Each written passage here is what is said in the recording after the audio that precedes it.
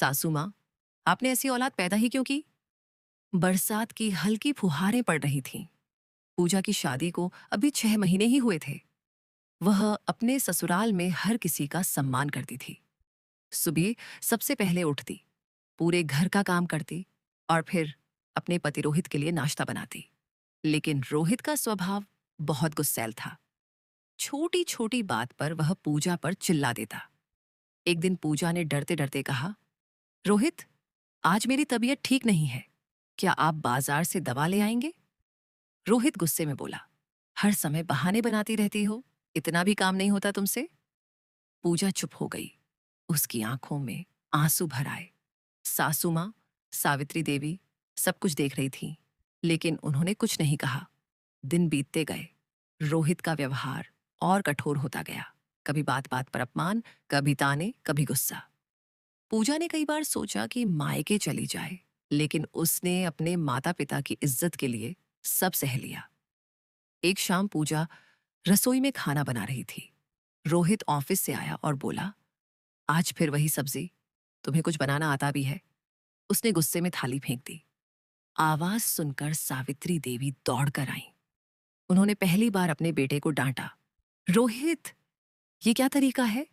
रोहित बोला, मां, आप बीच में मत बोलिए। सावित्री देवी चुप हो गईं, लेकिन उनके चेहरे पर पछतावा साफ दिखाई दे रहा था। रात को पूजा आंगन में अकेली बैठकर रो रही थी। सावित्री देवी उसके पास आईं। उन्होंने पूछा, बेटी, बहुत दुख होता है ना? पूजा ने आंसू पोंछते हुए कहा, माँ जी, दुख तो होता है, लेकिन एक बात पूछूं? पूछो बेटी, पूजा बोली। सासू माँ, आपने ऐसी औलाद पैदा ही क्यों की, जिसे किसी की इज्जत करना नहीं सिखाया? ये शब्द सुनते ही सावित्री देवी जैसे पत्थर की हो गईं। उनकी आंखों से आंसू निकल पड़े। उन्होंने कहा, बेटी, गलती तेरी नहीं, मेरी है। बचपन से इसकी हर गलती पर मैंने पर्दा डाला। जब स्कूल में शिकायत आई, तब भी मैंने इसे सही नहीं किया। जब इसने लोगों से बदतमीजी की, तब भी मैं कहती रही कि मेरा बेटा ऐसा नहीं हो सकता। आज समझ आ रहा है कि मैंने बेटे को प्यार तो दिया, लेकिन संस्कार नहीं दिए। अगली सुबह सावित्री देवी ने पूरे परिवार को बुलाया। उन्होंने रोहित से कहा, आज से अगर तूने पूजा की बेइज्जती की, तो सबसे पहले तेरा सामना मुझसे होगा। रोहित हंसते हुए बोला, मां, आप भी इसकी तरफ हो गई? सावित्री देवी बोली, मैं किसी की तरफ नहीं हूं, मैं सच की तरफ हूं। कुछ दिनों बाद रोहित की कंपनी में कर्मचारियों के साथ उसके खराब व्यवहार की शिकायतें बढ़ गईं। एक दिन कंपनी ने उसे नौकरी से निकाल दिया। घर लौटकर वह बहुत परेशान था। उसे लगा कि अब मां उसका साथ देंगी।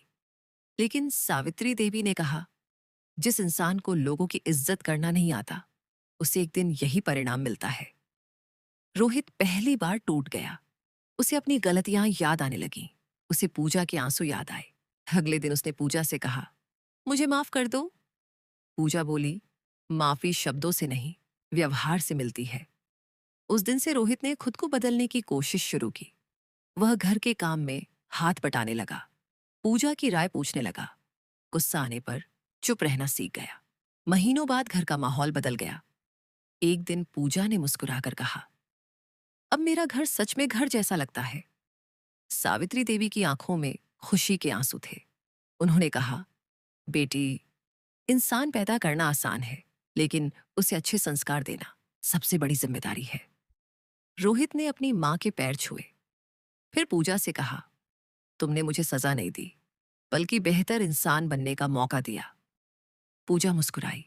उसने कहा, परिवार वहीं मजबूत होता है जहां गलती मानने का साहस और बदलने की इच्छा हो।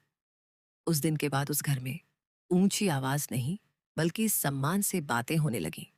सीख बच्चों को केवल अच्छा जीवन देना काफी नहीं है, उन्हें सम्मान, धैर्य और दूसरों की भावनाओं की कद्र करना भी सिखाना उतना ही जरूरी है। जब परिवार में सम्मान होता है, तभी रिश्ते लंबे समय तक टिकते हैं।